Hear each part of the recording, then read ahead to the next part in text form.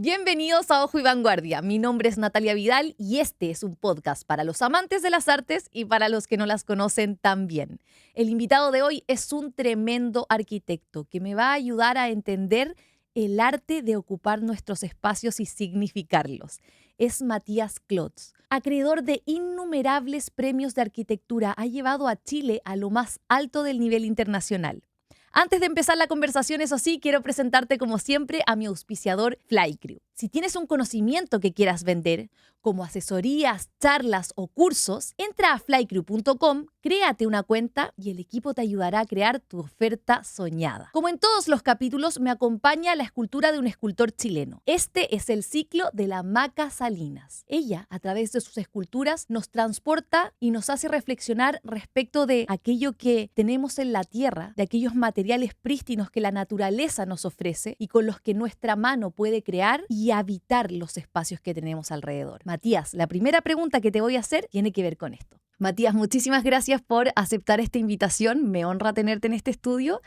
Voy a tratar de sacarle provecho a esta conversación para aprender muchísimo de ti. Gracias por la invitación. En todos los capítulos parto haciendo una reflexión respecto de una escultura de un escultor chileno. En este episodio, y el ciclo es de Maca Salinas. La Maca hace esculturas inspirándose en la forma en que la naturaleza y la tierra nos provee de los materiales necesarios para habitar nuestros espacios. Y ella explora en esta mixtura de arcilla, cerámica, tierra, etcétera, y la fusiona de manera de descubrir el material y también de honrar la forma en que vivían nuestros antepasados. Uh-huh. Entonces, en esa línea, a mí me gusta mucho empezar preguntándote por cómo tú te vinculas primero con la naturaleza y encuentras en el vínculo entre la arquitectura y la naturaleza un lugar donde desarrollar tu carrera. La arquitectura, aunque no quisiera, está vinculada con la naturaleza. O sea, la arquitectura que se encarga, en el fondo, de construir el entorno habitable, interviene directamente en la naturaleza. A veces no intervenía antes, en un estado más prístino o menos prístino, o a veces muy intervenía, como por ejemplo en un contexto urbano, pero siempre es en un entorno natural. Incluso la ciudad a mí me parece un entorno alterado, pero sigue siendo un entorno natural, que está de muchas maneras regido está regido por el clima, por los movimientos del suelo, por la vegetación circundante, etcétera, etcétera, etcétera. Así que son dos cosas que son inseparables, a pesar de uno incluso. Respecto de mi postura personal con cómo hacer esa relación, depende de si es que este entorno es más o menos alterado o más o menos prístino. En lugares que son muy, diríamos, no tocados, la relación es mucho más de dar cuenta de que uno realmente en ese lugar es un visitante que está de paso y que es muy difícil que pueda tener algún grado como de importancia en el lugar, etc. Entonces la postura es más bien de un observador que toma algunos recaudos frente a lo que es el entorno natural, porque el entorno natural es muy lindo siempre, pero es rudo siempre, da lo mismo el contexto donde uno esté. De una u otra manera es rudo. Si te lo pongo en extremo, hacer un proyecto en la Patagonia tiene unas condicionantes y unas asperezas, digamos, climáticas, etcétera, etcétera, que hay que considerar. Y si lo hace en el desierto de Atacama, tiene otras. Después, si es que uno trabaja en un entorno más artificial, que es un entorno urbano, por ejemplo, la relación con la naturaleza igual está de alguna manera presente. Y ese entorno construido pasa a configurar un contexto artificial, pero es un contexto artificial bastante permanente, que llega a ser como tu entorno natural, donde probablemente lo que corresponde es dar o generar a cambio para que después de que tú hagas una intervención, ese lugar sea mejor y dé algo no solo al usuario directo, sino que también al indirecto, al observador, al transeúnte, etcétera, etcétera.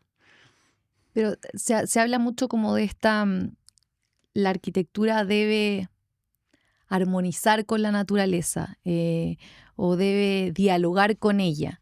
¿Cómo para un espectador o un transeúnte eso se expresa? Es decir, ¿cómo uno puede percibir el diálogo con la naturaleza y cómo el arquitecto trabaja en ese diálogo y encuentra vínculos? La arquitectura es una ecuación complejísima que tiene muchas variables. Una de las variables es su relación con el entorno que le toca. Frente a esa relación no hay una receta. Como es una ecuación, depende del resto de las variables, de qué manera eso se aproxima. Hay arquitecturas que su relación con el entorno es más de contraste y es más disruptiva, logrando un equilibrio y una armonía en esa disrupción. Y hay otras que son más, no sé, miméticas, que tratan de pasar desapercibidas, que toman elementos de ese entorno, colores, materiales, etcétera, etcétera, y que son más a primera vista amigables.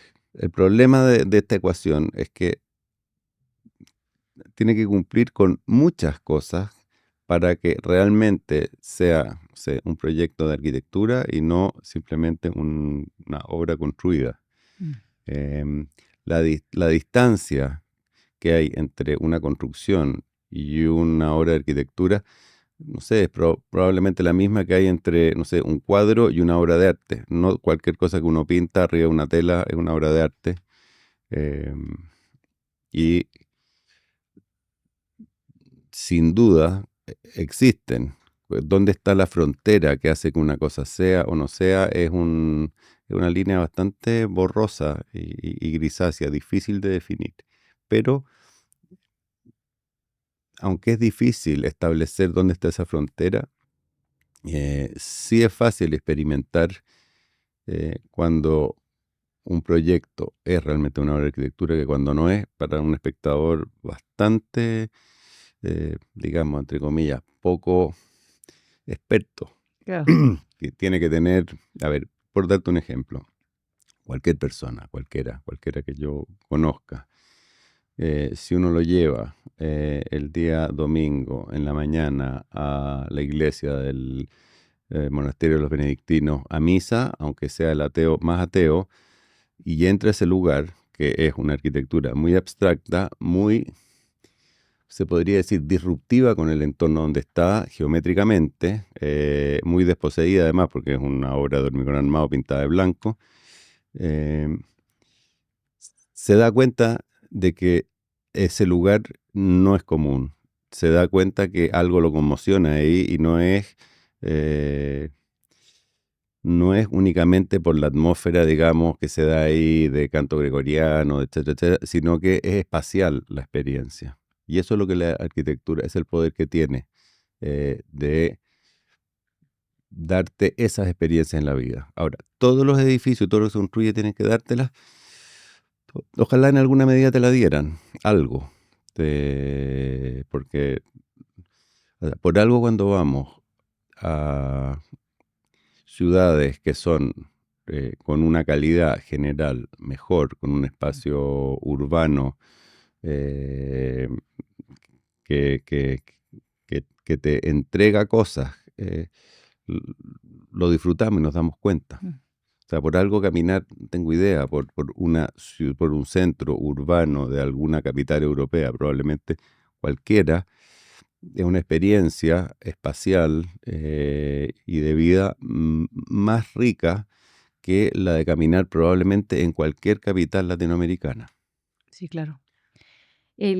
A propósito de eso, escribí una frase que encontré que dice, la casa debe ser el estuche de la vida, la máquina de la felicidad. Le Corbusier. Ujú, Lo que a mí me llama la atención de tus espacios ujú, en particular es esta sensación que tú dices, uno no lo puede explicar, pero al ver imágenes de las casas que has hecho, etcétera, uno se siente como dentro de un lugar en donde hay una conexión fuerte con, primero con la simpleza y segundo como con sentirnos, la simpleza nos hace, quizás nos sobrecoge. He visto las imágenes de un refugio, no sé si le llamas refugio, pero la casa que tienes en Chiloé. Ujú. eh, Es una especie de refugio, sí. o sea, pareciera en un lugar que es inhóspito. Ujú. Incluso en algún minuto vi en una entrevista que dijiste que hay que llegar ahí Navegando. en navegando, no hay forma de llegar de otra manera. No, no hay otra. Y uno al ver esas imágenes, lo que veo es exactamente eso que tú dices, como yo soy un visitante. Estoy aquí, pero me encuentro en medio de la nada, simplemente soy testigo eh, y no quiero invadir el espacio, sino simplemente estar aquí. Ujú. Hay algo de eso porque así como en lugares en los que hay naturaleza, tú llegas de visitante en las ciudades, ya nos habilitamos nuestro espacio, pero ¿cómo uno puede ver el valor, cómo hacerle ver a una persona común y corriente el valor que tiene la arquitectura en su diario de vivir? Em, es buena la pregunta. A ver, el ejemplo que te ponía antes, a ver, o sea, ¿cómo además podríamos hacer que fuera lo más cotidiano posible y no fuera una experiencia así, no sé, reservada para unos pocos? Eh, Por ejemplo, existen, de una manera fácil, una serie de edificios públicos que sí tienen cualidades arquitectónicas excepcionales, como por ejemplo, no sé, cualquier persona que visite el Museo de Bellas Artes entre ese hall vidriado y todo, experimenta una sensación espacial única, eh, que mejora o sea, su ánimo de solo entrar ahí, por ejemplo. Cualquier persona no sé, que visite y que entra al GAM le pasa con una arquitectura muy distinta, algo más o menos parecido. Eh, es posible. eh, Afortunadamente existe arquitectura pública, de espacio público, donde la gente, eh, cualquier persona, tiene acceso. Ahora, hay que hacer la pega de que hay que ir.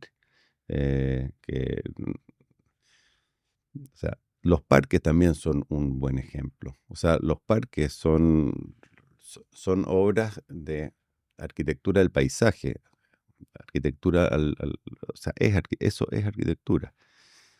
Eh, y no es solo una sensación espacial, sino que, porque tú dices, es distinto ir a un lugar, o sea, ir a un lugar que te da esa sensación. ¿Cuáles son los llamados a la cena que inciden en que uno sienta esa sensación? El espacio es una, la materialidad me imagino que es otra. Eh, ¿qué, qué hace que nosotros nos sintamos de alguna u otra manera más inspirados o que suspendamos la rutina y digamos, ok, aquí hay algo y ese algo, ¿por qué está compuesto? ¿Cómo el arquitecto lo hace posible o cómo lo piensa? ¿Es premeditado? es premeditado. Se proyecta, se dibuja primero, en sucesivos pasos. O sea, uno parte por, no sé, por una idea más conceptual, más generalista, que se llama, no sé, se llama partido general. Y eso lo va aterrizando en distintas escalas hasta llegar al detalle y después hacer que eso se construya. Es un trabajo eh, largo, eh, difícil de entender paso por paso, pero que el resultado eh, yo diría que es incuestionable. Te pongo como para entenderlo, cosas en las que las personas no tienen tanta injerencia, pero que son fáciles de entender. Si yo tengo un lugar, no sé, un sitio eriazo, pelado, y voy ahí en un día caluroso de verano, la experiencia es una mala experiencia. Si ese mismísimo lugar tiene unos árboles ya con una cierta escala, y debajo de eso hay sombras y además hay un poco de agua y todo eso es artificial, esa experiencia es otra Claro. experiencia. Es totalmente artificial lo que uno está visitando. Fue pensado por alguien, eh, y de eso se trata, de esta pega, de, que es más compleja que simplemente el ejemplo este de los árboles y del parque, pero ahí se entiende, porque tiene que cumplir además con una serie, tiene que cumplir con una serie de cosas que te dan el contexto. El contexto también son los recursos económicos para hacerlo, los materiales disponibles, cuál es el programa que hay que resolver, porque también tiene una componente muy, muy importante, que es que presta un servicio, que es el habitar. Tiene que resolver eso. Por muy espectacular que sea un lugar, si no cumple con su primera y esencial responsabilidad, que es construir eh, esa habitabilidad y resolver un programa de demandas en el sentido de, te pongo el ejemplo de una casa, una familia, no sé, que tiene 3 niños o un perro y no sé qué, tendrá unos ciertos recintos mínimos para que esto funcione. Ese es tu programa. Después, el contexto es dónde va a estar eso, con qué recursos lo vamos a hacer, cuál es el clima, cuál es la topografía, eh, cómo es el vecindario donde está o cómo es el entorno natural donde está. Y con eso tiene que empezar a armar esta ecuación. Me hiciste acordar de cerca de donde vivo hay un condominio que tiene una vista muy linda a Santiago Mm, y la orientación de la casa privilegió eso, que es orientación poniente. ujú, Entonces, como está en altura, se ve todo Santiago. Y a mí me tocó ir a un asado a esa casa mm. un día de invierno, pero con sol. Y el poder del sol al caer en esa terraza era incómodo. Es decir, era sumamente difícil estar incluso sentado en la terraza en un día de invierno. No me puedo imaginar en un día de verano con 33 grados. Imposible probablemente. Y estaban bien cercanas las ventas, es decir, no habían tomado la precaución de tomar un alero o algo que separara la ventana de que accede la luz Ujú. de la terraza. Entonces me imaginaba que dentro podía ser un horno y efectivamente la casa era preciosa. Pero si eso no está resuelto es un problema. Y eso tiene que ver con la experiencia, es, ok, en la arquitectura hay que hacer dialogar la belleza, por supuesto, con la experiencia. Es que si es que la experiencia es mala, como por ejemplo que te mueres de calor con el poniente, eso no es bello al final, porque es un problema, porque uno lo pasa pésimo. A ver, uno, tú mencionabas hace un par de preguntas atrás que tú habías visto imágenes de esto otro respecto de proyectos.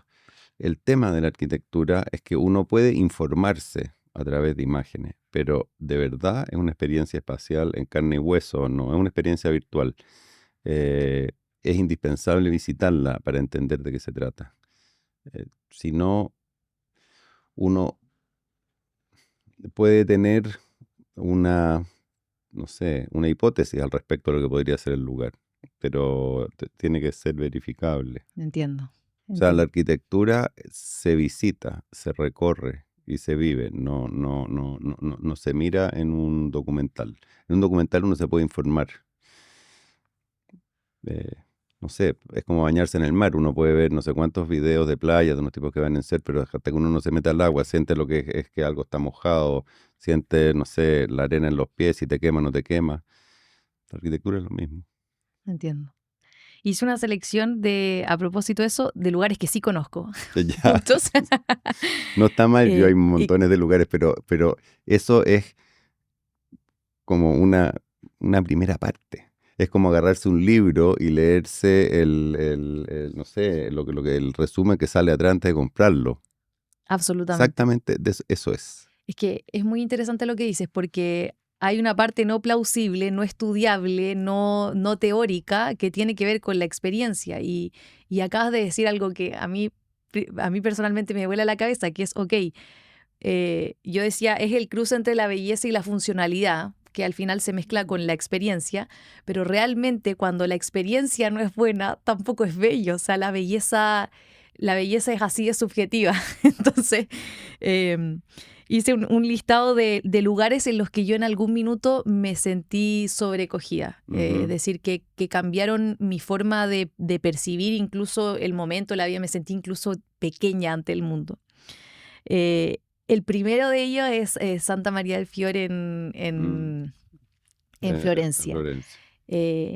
Yo no lo podía creer y ahí viene a mi mente como antiguamente estas construcciones magnánimas tardaban años, o sea, tardaban más vida que la del arquitecto que las creó. Estar en ese lugar, ¿tú has estado? Eh, a mí me cambió la percepción de lo que un lugar puede generarme. Me había provocado eso el arte, una obra muy pequeña, digamos, pero en ese lugar me sentí pequeña ante el infinito y vi las posibilidades del hombre en el mundo, porque esto es totalmente creado. No sé qué opinión tienes tú de ese lugar. O sea, ese lugar es un referente cuando uno estudia arquitectura. Santa María y la cúpula, que la hizo finalmente Brunelleschi, Sí. porque por siglos no sabían cómo techar eso.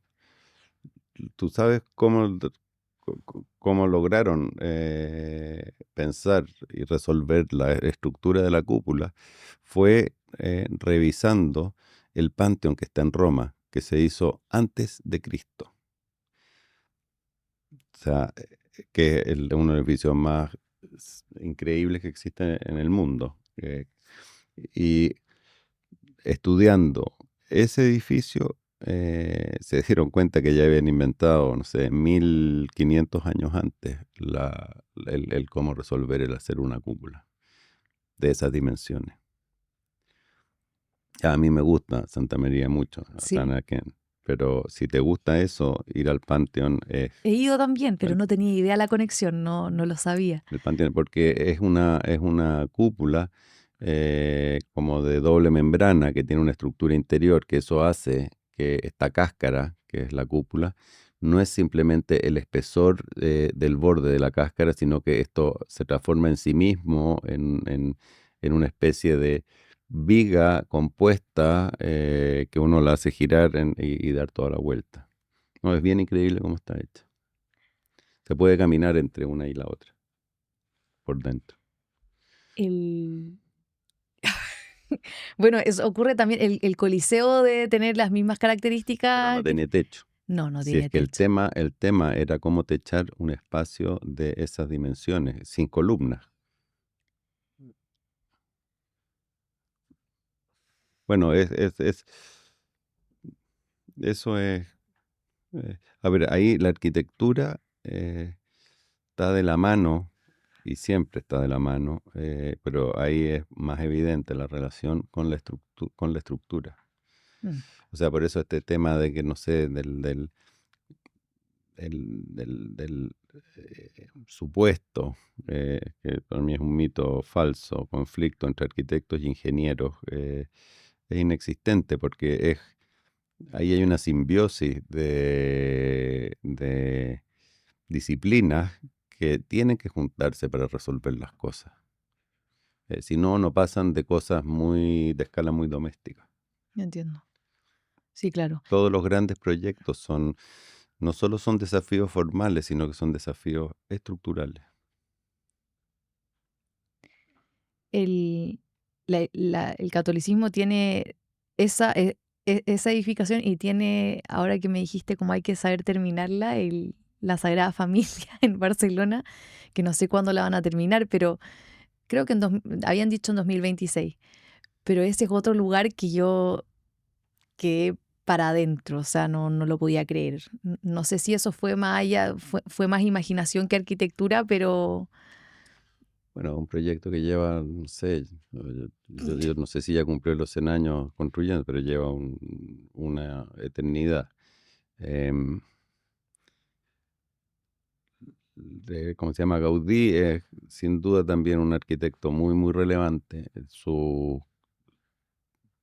Toda su obra, pese a que es muy formal y muy llena digamos, de decoración y de ornato, etcétera, etcétera, es muy estructural.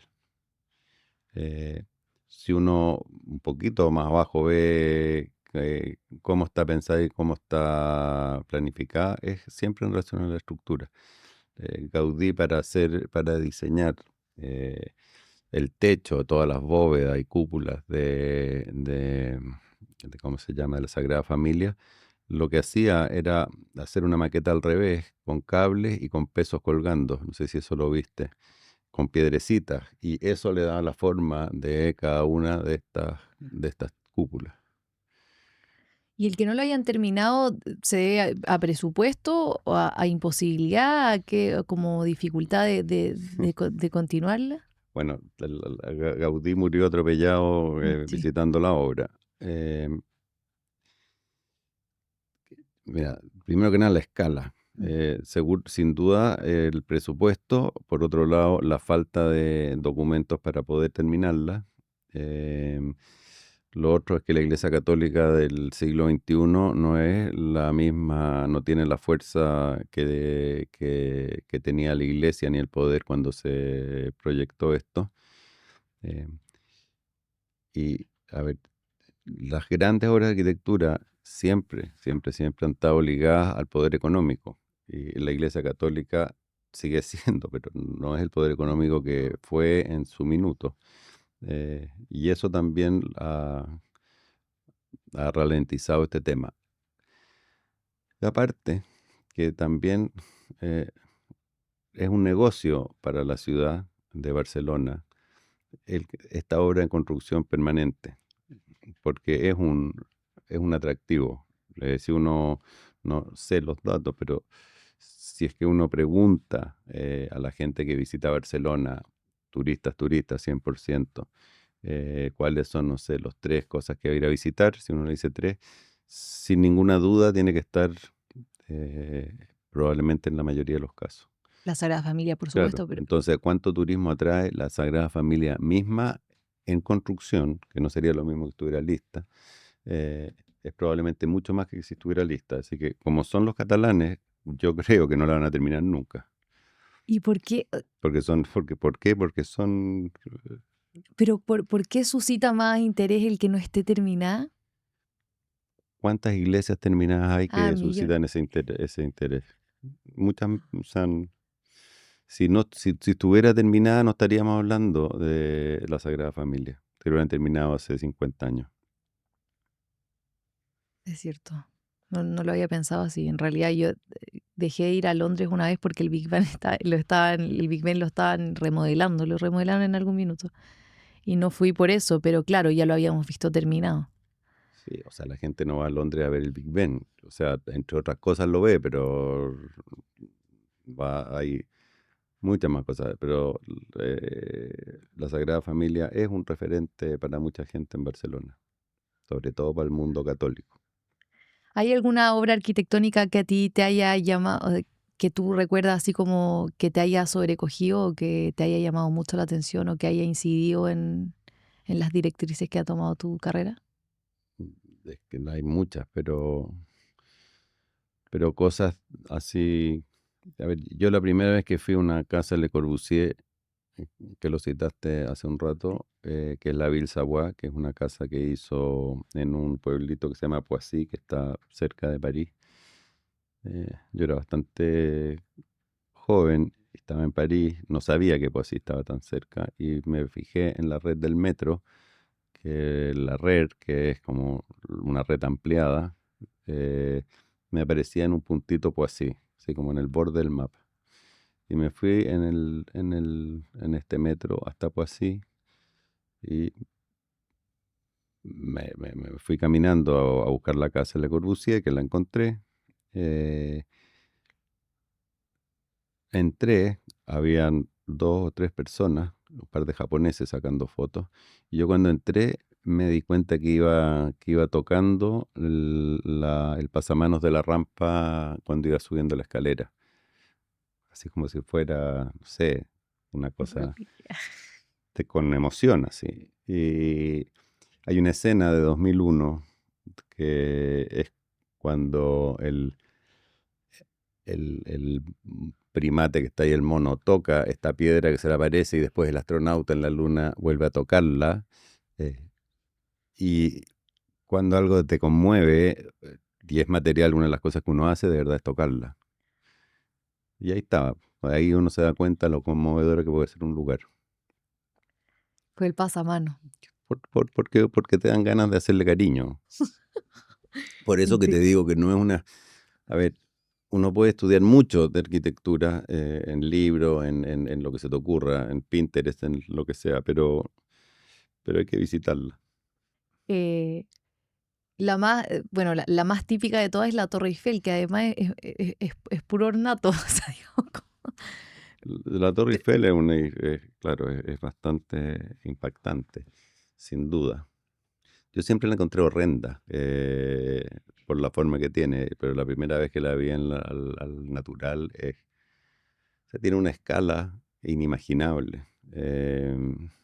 Desde el año que fue hecha, impresionante. y se ve desde cuando uno viene bajando O en el sea, avión por primera vez a París, se ve. sí, claro, depende por dónde vaya, es increíble. Ahí es donde o sea, una obra de arquitectura no necesariamente te tiene que gustar plásticamente. O sea, la Torre Eiffel es igual, es una construcción conmovedora. O sea, no hay nadie que se pare cerca de eso y que no se quede, no sé, con la boca abierta, pero no solo por lo espectacular que es, sino que porque es una invención en sí misma de una complejidad además increíble. Subir a Machu Picchu, que me acabo de acordar que ¿Mm? esa sensación que tuve cuando venía bajando en el avión a París, yo la pude ver y luego estuve a los pies y solo estaba en un pie y es enorme, enorme, uno no se puede imaginar lo grande que es. Pero cuando fui a Machu Picchu me ocurrió exactamente lo mismo al verlo, pero luego cuando me enteré que las personas tenían que traer estos tremendos bloques de piedra y subirlos hasta allá, dije, bueno, incluso pensé que era broma, o sea, yo decía, me estarán, será una pelada de cable esto y los guías turísticos lo inventaron como, pero ¿cómo ocurrió que esos bloques gigantes y esa ciudad se armó a esa altura y en ese lugar? Una cosa absolutamente impresionante. Y ahí está lo de la experiencia. Yo no lo toqué, pero yo sentía que pisaba el lugar y Mm. decía, esto será parecido a, no sé, un lugar donde habitó Zeus o el Olimpo. De verdad, yo decía, ¿cómo tiene que ser similar? Porque, ¿qué es esto? No lo podía creer. Es absolutamente ridículo lo que hicieron ahí. Todas las pirámides son también, imagínate lo que es La agarrar, la de Egipto. claro, o las de Centroamérica, si son obras, no es que juntaron las piedras que estaban ahí al lado, o sea, piensa hasta los moais de la isla de Pascua, que lo hicieron en una parte, los llevaron para otra, los levantaron. Ahora me voy a pasar de lo antiguo a lo nuevo, pero qué, ¿qué opinas tú de, por ejemplo, Dubái o estas ciudades que son armadas, Brasilia? No son lo mismo No, Brasil que Dubái, no, pero partamos con Dubái, que es la más clásica de todas. em, a ver, me parecen, o sea, de alguna manera medias apocalípticas. Es, es como lo hiper artificial. O sea, Dubái, si no fuera, no sé, por condiciones de oxígeno y de gravedad, podría estar en Marte, probablemente.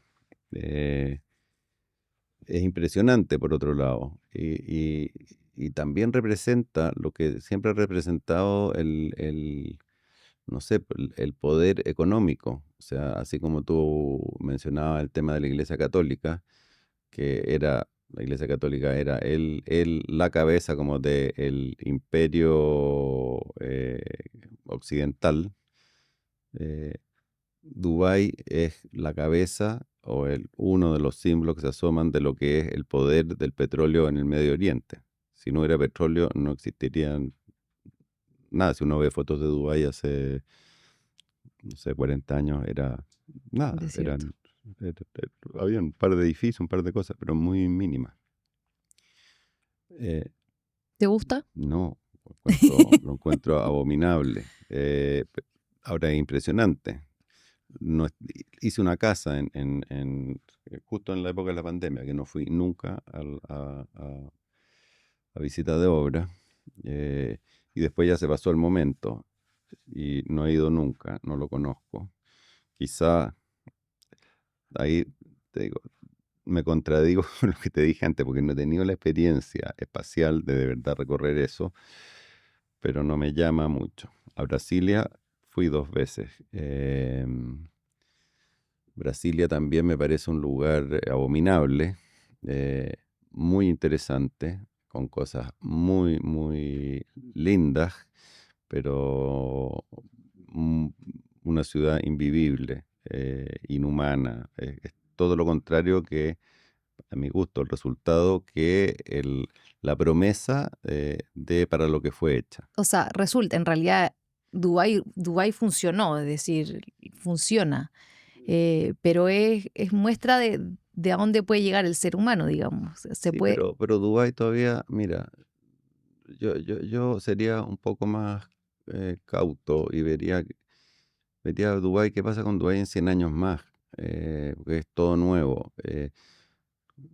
No sé cómo va a sobrevivir Dubái a la crisis del petróleo que en algún momento o sea, progresivamente va perdiendo, digamos, relevancia y va siendo cambiado por otras cosas. O sea, el estado de Dubái empobrecido, no puede sostener no esa sé ciudad. cómo va a sostener ese mundo totalmente artificial, porque ese mundo artificial necesita, o sea, es de todo menos sustentable.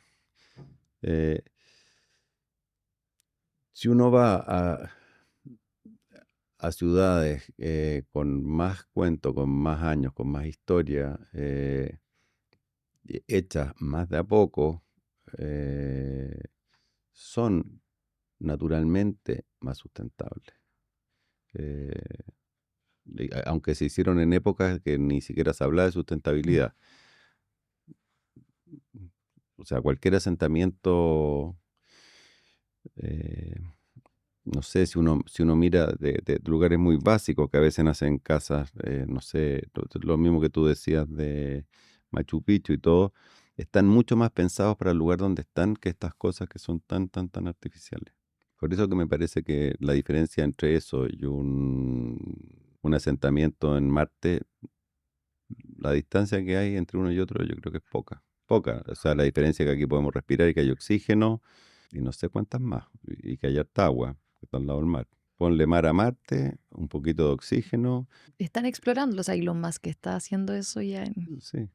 Es como la antesala, yo creo, de la O colonización sea, marciana. eso es lo que quiere hacer, sí.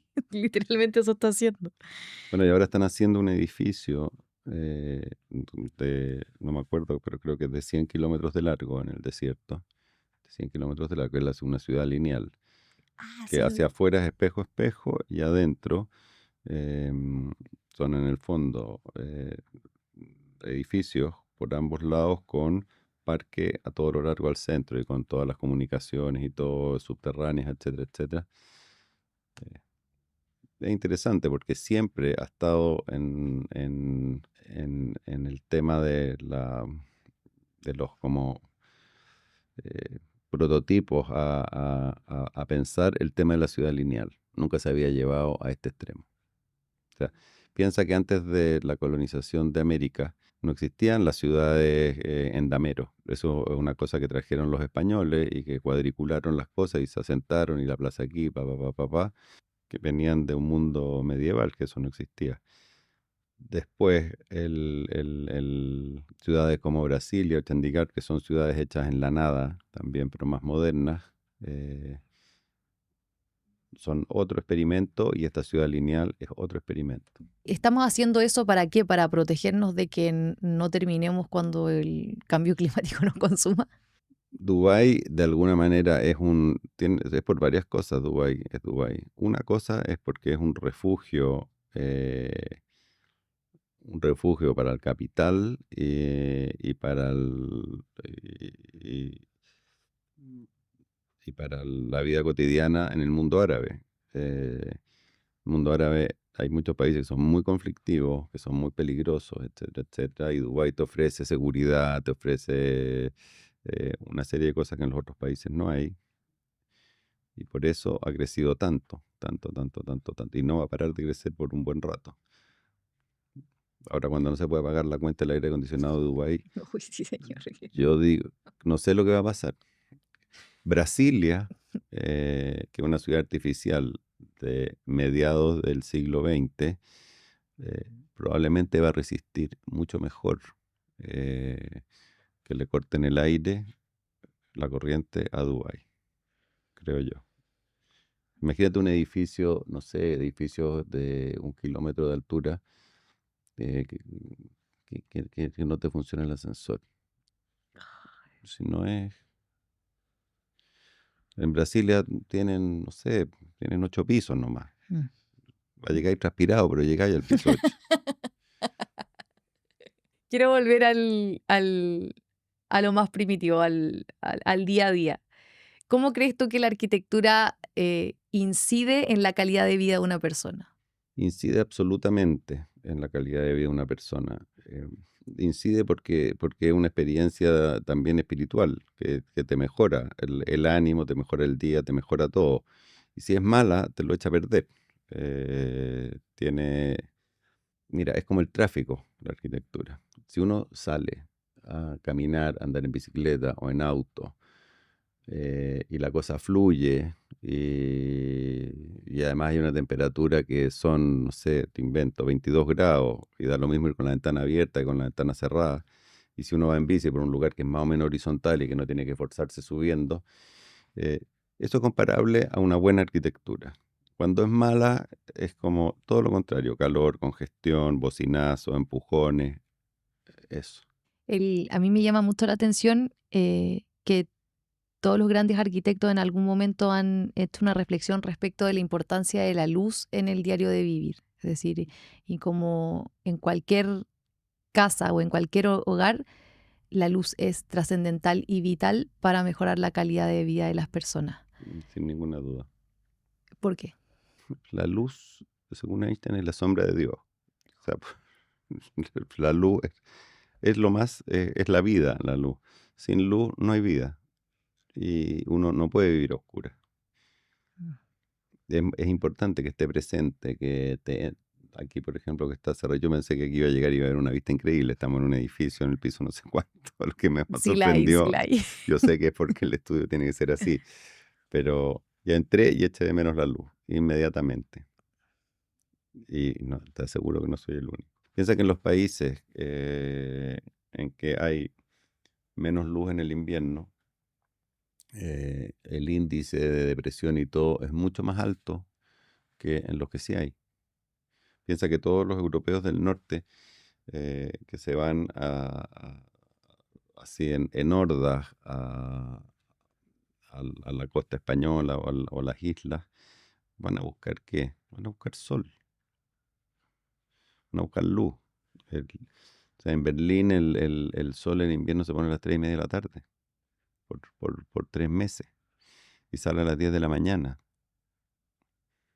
Y se nota el ánimo de la gente, una cosa totalmente más depresiva. Sale una gota de sol y todos saltan como lagartijas a las plazas.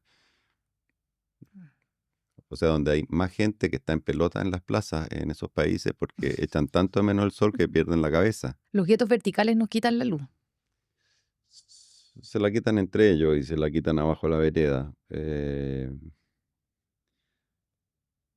O sea, lo peor de esos edificios es la proximidad que tienen entre unos y otros, porque están eh, muy, muy, muy encima unos de los otros. Y el otro problema que tienen es que están sobrepoblados, o sea, vive en general en ellos mucho más gente que para la cual fueron pensados. Y eso, no hay edificación que resista eso. No hay forma de regularlo tampoco, porque No hay claro. forma de regularlo. Mm. A ver, ¿qué relación puede tener con lo que estamos hablando? Es a través del espacio público y los edificios públicos. Por eso son fundamentales. O sea, son increíblemente fundamentales. Sí, los espacios también, digamos, las plazas, etcétera, los lugares Todo. de recreación, centros culturales. Yo vivo al lado del Parque Metropolitano este fin de semana, que fue el domingo, el Día del Niño, qué sé yo. Habían, o sea, no sé cuánta gente lo habrá visitado, pero impresionante, impresionante, impresionante. Lleno. Bueno, así llena, llena, llena, llena, llena. Pero increíble, o sea, lo bueno es que el Día del Niño vaya mucha más gente al Parque Metropolitano que lo que ya va mucha todos los fines de semana y durante la semana también. Pero eso habla bien del ciudadano común, digamos. A ver, por ejemplo, el Día del Patrimonio, que es el día que se abren un montón de edificios, la tasa de ocupación y de visita para la curva es, pero así exponencial. Hay mucho interés de la gente por conocer cosas, por ir a visitar cosas y todo. Hay que seguir en esa línea y reforzarla y reforzarla y reforzarla. Hace no muchos años, ahora nos es súper común que los domingos, no tengo idea, en muchas comunas se cierran las calles y anda la gente en bicicleta. Sí. Y antes te decían, no, si que este país, que todo tiene el 3% pendiente, está bien la bicicleta para los tipos en Holanda, pero en Chile eso nunca va a funcionar. Y esa era como una excusa para que no hubieran, no sé, ciclovías y no se cerraran las calles porque iba a colapsar la ciudad si la cerraban por unas horas. Y todo eso como creencias,